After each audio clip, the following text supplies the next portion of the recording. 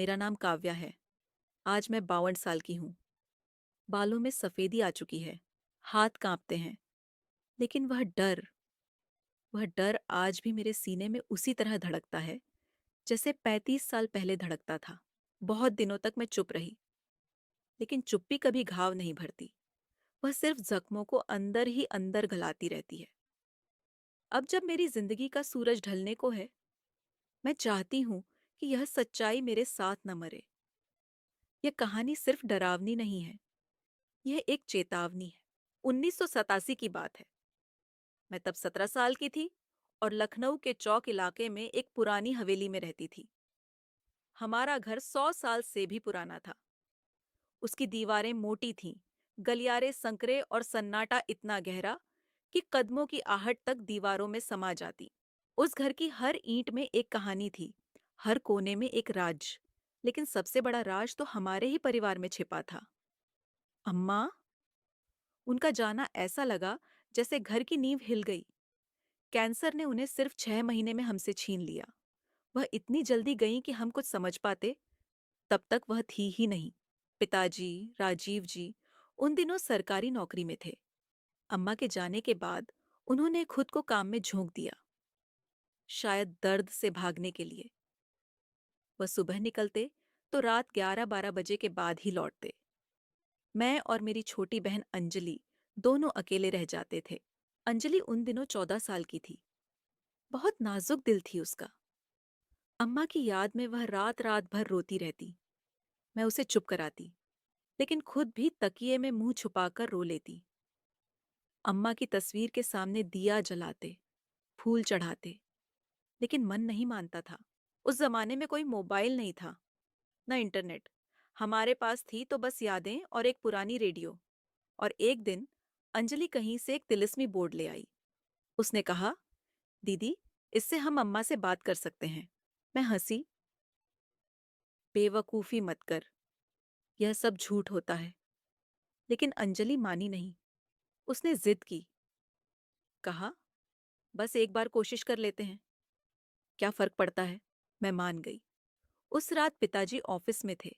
सर्दी का मौसम था। बाहर कोहरा छाया हुआ था।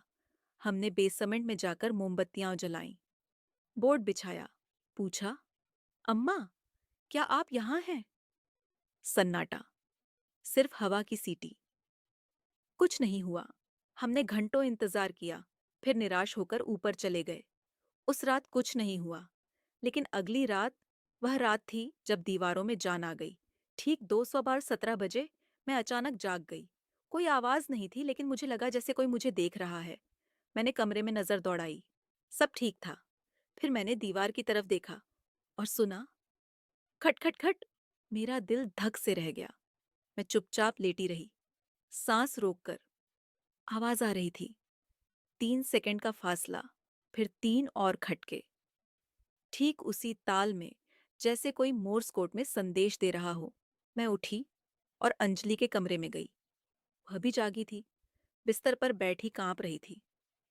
उसने फुसफुसाकर कहा, दीदी, तुमने भी सुना? हम दोनों ने कान लगाए। आवाज बंद हो गई। फिर दोबारा शुरू। इस बार और तेज और पास से। मेरे कमरे से आ रही थी आवाज। हम वापस मेरे कमरे में गए। दीवार के पास गई। आवाज बंद। फिर बेसमेंट से आने लगी, जैसे कोई अंदर से दस्तक दे रहा हो, हमें बुला रहा हो। अगले दिन हमने पिताजी को बताया। उन्होंने हंसकर टाल दिया।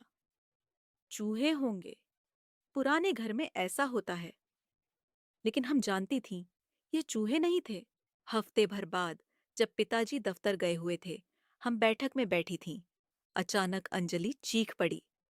मैंने देखा, दीवार पर लाल रंग में लिखा था, मैं तुम्हारी अम्मा हूं, डरो मत।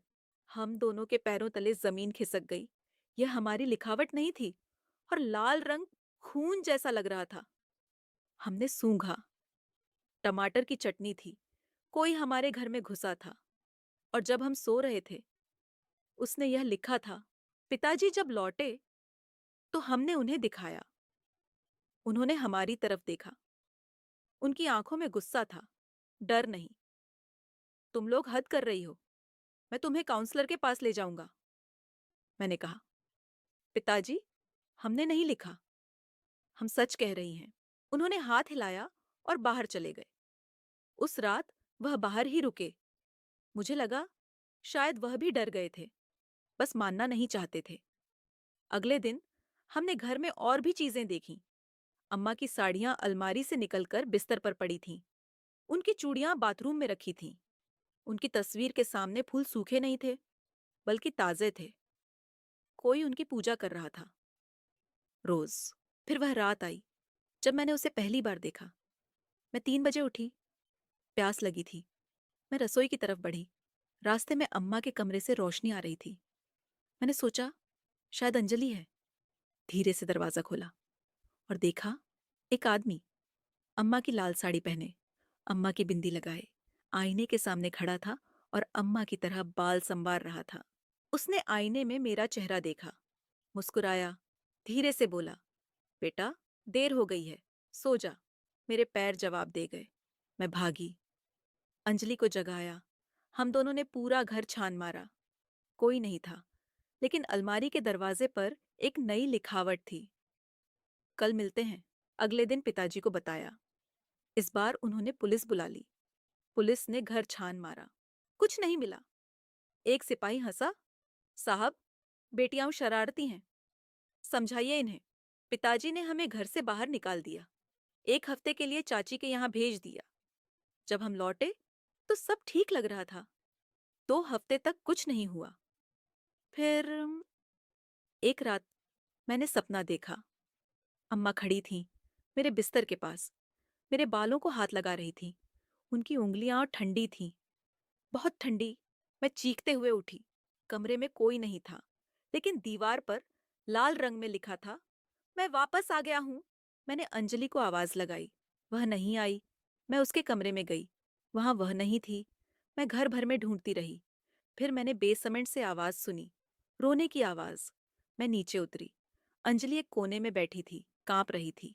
उसने मुझे देखा और बस इतना बोली, दीदी, वह मुझे अम्मा बनाकर डराता है।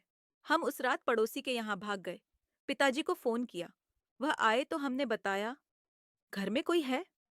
उन्होंने पुलिस बुलाई। पुलिस ने फिर से घर छाना। कुछ नहीं मिला। इस बार पिताजी भी परेशान हो गए। उन्होंने कहा, ठीक है, हम कल तक रुकते हैं, देखते हैं क्या होता है। अगली सुबह जब हम घर लौटे तो दरवाजा खुला था। अंदर का नजारा देखकर हमारी रूह कांप गई। दीवारों पर हर जगह लिखा था, लाल रंग से। फर्श पर अम्मा की साड़ियां बिछी थीं। छत पर पैसे चिपके थे, सैकड़ों सिक्के।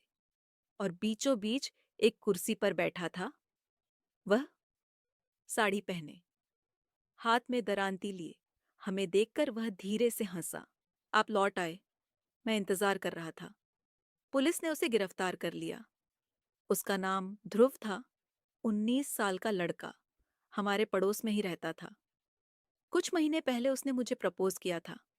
मैंने मना कर दिया था। उसने कहा था, तू पछताएगी। मैं समझी नहीं। अब समझ में आया। उसने पुलिस को सब बताया। वह 3 महीने से हमारी दीवारों में रह रहा था। उसने हमारी बातें सुनी, हमारे राज जाने, अम्मा के बारे में जाना। और फिर उसने तय किया, वह अम्मा बनकर हमारी जिंदगी में घुसेगा। वह हमारे घर की हर दीवार के अंदर रास्ते बना चुका था। हर कमरे में छेद कर दिए थे। वह हमें देख सकता था, नहाते हुए, कपड़े बदलते हुए, सोते हुए। हम सोचते थे हम अकेले हैं, लेकिन वह हमेशा वहां था, हमारे साथ, दीवारों के अंदर। अगले अध्याय में जानिए क्यों ध्रुव ने सिर्फ देखा ही नहीं, बल्कि हमारी जिंदगी से खेलना शुरू किया। ध्रुव को जब पुलिस ले गई तो मुझे लगा अब सब खत्म हुआ, हम सामान्य जिंदगी जी सकेंगे। लेकिन मैं गलत थी, बिल्कुल गलत। वो सिर्फ शुरुआत थी। 3 दिन बाद हम घर लौटे। पुलिस ने कहा था कि घर साफ है। हमने ताला खोला। अंदर का नजारा देखकर मेरी सांस रुक गई। दीवारें साफ थीं, लिखावट हटा दी गई थी, लेकिन एक चीज बदली हुई थी, आईना। वह बड़ा आईना जो अम्मा के कमरे में था, अब मेरे कमरे में रखा था। उसके सामने फूल रखे थे, सूखे नहीं, ताजे। मैंने पूछा, पिताजी, ये किसने रखा? उन्होंने कहा, पुलिस ने सफाई के दौरान सब सामान इधर उधर कर दिया। मैंने समझा तुमने ही रख लिया होगा। हमने आईना बाहर निकलवा दिया, लेकिन अगली सुबह वह वापस था, उसी जगह, फूलों के साथ। तब हमें एहसास हुआ कि डर अब भी खत्म नहीं हुआ है। कुछ और था, कुछ ऐसा जो हम देख नहीं पा रहे थे। रात को जब हम सोने लगी, तो मैंने आईने में एक परछाई देखी। मैंने पलट कर देखा, कोई नहीं था, लेकिन आईने में वह परछाई थी, एक औरत की, अम्मा की। वह मुस्कुरा रही थी। मैं चीख पड़ी। अंजलि दौड़ी आई। उसने भी आईने में देखा। फिर वह पीली पड़ गई। दीदी, वह अम्मा नहीं है, उसकी आंखें अलग हैं। मैंने गौर से देखा। औरत की आंखें, वह अम्मा जैसी नहीं थीं। वह गहरी थीं, काली थीं और उनमें चमक थी, एक अजीब सी द्वेष भरी चमक। वह हमें देख रही थी और मुस्कुरा रही थी। हम उस रात पड़ोसी के यहाँ भागे। पिताजी को फोन किया। वह आए तो आईना देखा। उन्होंने कहा, यह सब तुम्हारा वहम है, मैं इसे हटवा देता हूँ। अगले दिन आईना गायब था। हमने सुकून की सांस ली। लेकिन उसी रात मैं उठी तो देखा, आईना मेरे बिस्तर के पास था और उसमें वह औरत खड़ी थी। अब वह आईने से बाहर निकलने की कोशिश कर रही थी। मैंने अंजलि को आवाज लगाई। वह आई तो औरत गायब हो गई, लेकिन उसकी आवाज हमने सुनी। मैं यही हूँ, हमेशा रहूंगी। हमने पंडित जी बुलाए। उन्होंने घर की सफाई की, धूप अगरबत्ती जलाई, मंत्र पढ़े। उन्होंने कहा, घर में कोई बुरी शक्ति नहीं है, लेकिन एक आत्मा है, एक औरत की। वह शांत नहीं है। हमने पूछा, कौन है वह? पंडित जी बोले, यह घर किसी का था, उस औरत का।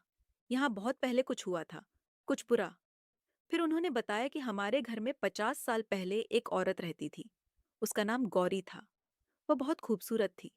उसके पति को उस पर शक था।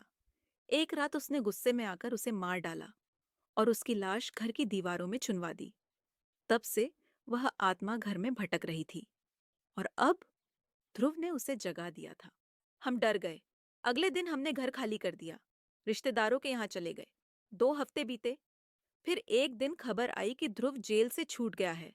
जुवेनाइल होने की वजह से उसे सिर्फ 3 महीने की सजा हुई थी। वह बाहर था और वह वापस आ रहा था। तीसरे हफ्ते हम घर लौटे। सब कुछ सामान्य था। लेकिन उस रात जब मैं सो रही थी, मुझे लगा कोई मेरे बालों को सहला रहा है। मैंने आंख खोली। मेरे सामने ध्रुव था। वह मुस्कुरा रहा था। तूने सोचा मैं छोड़ दूंगा? तूने सोचा यह खत्म हो गया? मैं चीखी। अंजलि दौड़ी आई। पिताजी आए। लेकिन ध्रुव गायब हो गया, जैसे हवा में समा गया। हमने पूरा घर छाना। वह नहीं था। लेकिन दीवार पर लिखा था, मैं तुम्हारी दीवारों में हूं, कभी नहीं जाऊंगा। पिताजी ने तुरंत पुलिस बुलाई। पुलिस ने घर की घेराबंदी की। वह नहीं मिला। लेकिन एक सिपाही ने बताया कि बेसमेंट के पीछे एक छेद है, एक क्रॉल स्पेस। वहां से कोई अंदर आ जा सकता है। हमने देखा, वहां से रास्ता सीधे हमारे कमरे की दीवारों तक जाता था। हमने वह रास्ता बंद करवा दिया, सीमेंट से पक्का कर दिया। लेकिन उस रात हमने दीवारों में खटखट सुनी, वही आवाज। अब वह अंदर फंस गया था और वह बाहर निकलने के लिए पागल हो रहा था। पिताजी ने अगले दिन मजदूर बुलाए, दीवार तुड़वाई। उसके अंदर से एक डायरी मिली, ध्रुव की डायरी। उसमें लिखा था, मैं अब यहाँ हूँ दीवारों में। वह औरत मेरी मदद कर रही है। वह गौरी, वह कहती है मुझे रुकना है, हमेशा रुकना है। हम समझ गए, ध्रुव अकेला नहीं था, उसके साथ थी वह आत्मा। और अब दोनों हमारी जिंदगी से खेल रहे थे। अगले कुछ हफ्तों में घर में अजीब चीजें होने लगीं। दरवाजे अपने आप खुलने लगे, रोशनी अपने आप जलने लगी। कभी कभी हमें खाने की महक आती, अम्मा के हाथ की, तो कभी सड़न की बदबू। एक रात मैंने अंजलि को आईने के सामने खड़ा देखा। वह कुछ बड़बड़ा रही थी। मैंने पूछा, क्या कर रही है? उसने मुड़कर देखा। उसकी आंखें काली थीं। वह बोली, मैं अम्मा से बात कर रही हूँ। मैं डर गई। अंजलि बदल रही थी। वह दिन ब दिन अजीब होती जा रही थी। वह अकेले में हंसती, बातें करती। मैंने पिताजी को बताया। उन्होंने डॉक्टर को दिखाया। डॉक्टर ने कहा, तनाव है, कुछ दिन आराम करेगी तो ठीक हो जाएगी। लेकिन वह ठीक नहीं हुई। एक रात मैं उठी तो देखा अंजलि मेरे बिस्तर के पास खड़ी थी। उसके हाथ में चाकू था। वह बोली, गौरी कहती है तुझे मार दूं, तू ही सबकी दुश्मन है। मैं चीख पड़ी। पिताजी दौड़े आए। उन्होंने चाकू छीना। अंजलि बेहोश हो गई। अगले दिन उसे अस्पताल में भर्ती कराया। डॉक्टर ने कहा, इसे सिजोफ्रेनिया है। यह आवाजें सुनती है। मैं समझ गई। वह आवाजें, वह गौरी थी। वह अंजलि के अंदर घुस चुकी थी, या फिर ध्रुव ने कुछ और किया था। मैंने तय किया, अब मैं खुद इस राज को सुलझाऊंगी। मैंने घर के पुराने कागजात खंगाले, पड़ोसियों से बात की। एक बूढ़े ने बताया, हाँ बेटा, यहाँ 50 साल पहले एक औरत मारी गई थी। उसका नाम गौरी था। उसके पति ने उसे दीवार में चुनवा दिया था। कहते हैं उसकी आत्मा आज भी उस घर में भटकती है। मैंने पूछा, वह पति कहाँ है? बूढ़ा बोला, वह तो उसी रात गायब हो गया, कभी नहीं मिला। कहते हैं गौरी उसे भी ले गई। अब मैं समझी, गौरी बदला लेना चाहती थी हर उस आदमी से जो उसके घर में आता। पिताजी, ध्रुव, शायद हम सब। अगली रात मैंने आईने के सामने खड़े होकर कहा, गौरी, तू चाहती क्या है? आईने में हलचल हुई। फिर वह आई, वही औरत, काली आंखें, खून से सनी साड़ी। वह बोली, मैं चाहती हूं तू मेरी मदद करे। मैंने पूछा, कैसी मदद? उसने कहा, मेरे पति को ढूंढ, उसे यहां ला। मैं डर गई, लेकिन मुझे पता था अगर मैंने उसकी बात नहीं मानी तो वह अंजलि को ले जाएगी, या हम सबको। अंतिम अध्याय में जानिए कैसे काव्या ने गौरी के पति को ढूंढा और क्या हुआ जब वह उसे घर ले आई। मैंने तय किया, गौरी की बात मानूंगी, नहीं तो वह हमें कभी चैन नहीं लेने देगी। अगली सुबह मैंने पिताजी से पूछा, पिताजी, यह घर किससे खरीदा था? उन्होंने बताया, एक बूढ़े आदमी से। वह बहुत पहले मर गया। उसका नाम शर्मा जी था। मैंने शर्मा जी के बारे में पता किया। पता चला वह 50 साल पहले इस घर में रहते थे। उनकी पत्नी का नाम गौरी था। गौरी की मौत के बाद वह यहां से भाग गए। फिर सालों बाद वापस आए और घर बेच दिया। लेकिन मरने से पहले उन्होंने किसी को बताया था कि गौरी की आत्मा उनका पीछा करती है। मैंने उनके रिश्तेदारों को ढूंढा। पता चला उनका एक बेटा था। वह अब 60 साल का था और लखनऊ के बाहर एक गांव में रहता था। मैं उससे मिलने गई। उसका नाम राकेश था। उसने मुझे बताया, मेरे पिता ने मेरी माँ को मार डाला था। मैं उस रात वहां था। मैंने देखा वह उसे दीवार में छिनवा रहे थे। मैं डर के मारे भाग गया। फिर कभी वापस नहीं आया। मैंने पूछा, तुम्हारे पिता कहाँ हैं? वह बोला, वह बहुत पहले मर गए, लेकिन मरने से पहले वह पागल हो गए थे। उन्हें लगता था गौरी उनका पीछा कर रही है। वह रात रात भर चिल्लाते रहते थे। मैंने राकेश से कहा, तुम्हें मेरे साथ चलना होगा। गौरी तुम्हें बुला रही है। वह डर गया, लेकिन मैंने समझाया, अगर तुम नहीं आए तो वह मेरी बहन को ले जाएगी। प्लीज मेरी मदद करो। वह मान गया। हम दोनों उस रात घर पहुंचे। अंजलि अस्पताल में थी। पिताजी घर पर थे। मैंने उन्हें सब बताया। वह हैरान रह गए। फिर हम तीनों ने आईने के सामने खड़े होकर गौरी को पुकारा, गौरी, हम तेरे पति के बेटे को लाए हैं। वह यहाँ है। अब तू शांत हो जा। आईने में हलचल हुई। फिर वह आई।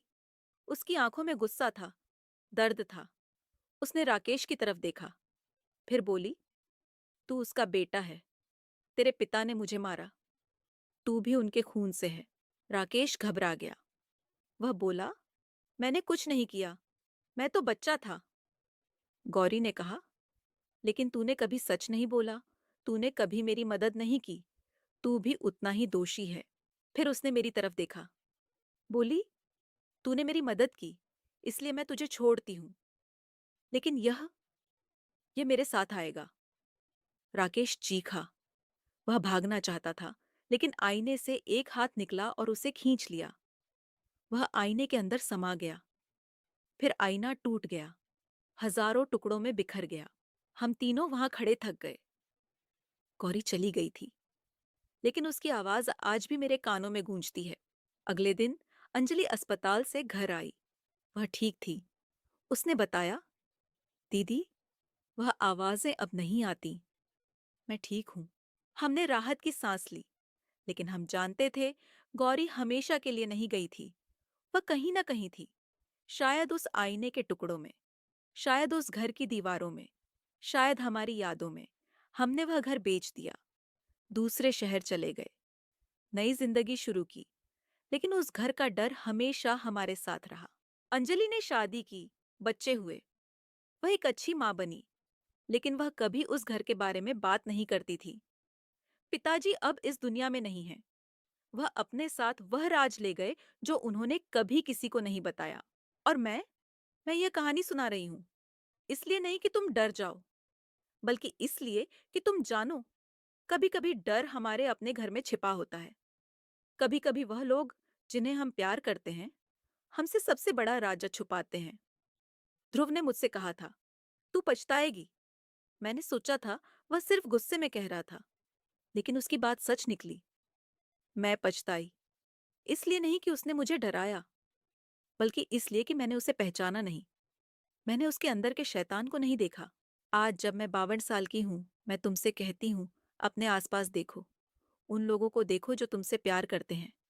उनकी आंखों में देखो। कहीं उनमें वही चमक तो नहीं? कहीं वह भी तो तुम्हारी दीवारों में छिपे नहीं बैठे? मैं काव्या। यह मेरी कहानी है, और अगर तुमने इसे सुना है तो अब तुम भी इसका हिस्सा हो। अगर यह वीडियो पसंद आया हो तो लाइक करो, सब्सक्राइब करो, और कमेंट में बताओ कि तुम कहां से देख रहे हो। मैं तुम्हारी राय सुनना चाहती हूँ, क्योंकि अगली कहानी वह और भी डरावनी होगी। तब तक के लिए अपना ख्याल रखो। और हाँ, अपनी दीवारों को सुनते रहो। कहीं कोई तो नहीं